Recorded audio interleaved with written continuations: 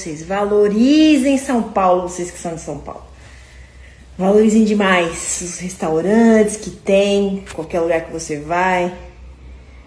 Até aqueles barzinhos que tem boteco mesmo, que tem PF, né? Valorizem, gente. Porque a gente só sabe o perrengue que é fora. Cara, que almoço terrível. Eu paguei e não comi. Não dá. Tanto pelo visual, que era... Parecia... Deus me perdoe, parecia uma lavagem, assim, sabe?